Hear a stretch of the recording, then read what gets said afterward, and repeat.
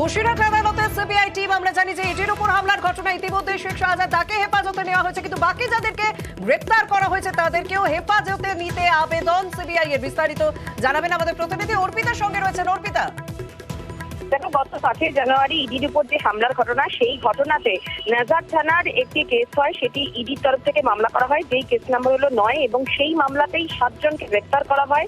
সেই 7 জনকে এবারে 8 নম্বর কেসে, অর্থাৎ যেখানে কিনা রাজ্য পুলিশ সুমোটোভাবে এই ইডির উপর হামলার ঘটনায় একটি এফআইআর করেছিল, সেই মামলায় এই 7 জনকে শোন অ্যারেস্ট করে সিবিআই তাদেরকে হেফাজতে পেতে চায়।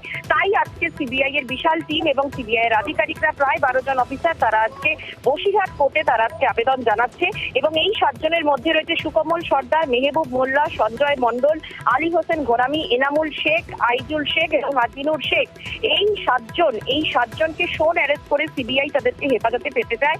কারণ রাজ্য পুলিশের করা যে সুমোটো যে মামলা, যেখানে ইডির উপর যে হামলার ঘটনা, সেই কেস নাম্বার 8 নম্বরে নিতে চায় সিবিআই এর আধিকারিকরা। এবং তারই সঙ্গে একটা ডিভাইস তারা বাজেয়াপ্ত করেছিল, সেই ডিভাইস থেকে ডেটা সংগ্রহের জন্য আজ আবেদন করছে সিবিআই এর তরফ থেকে।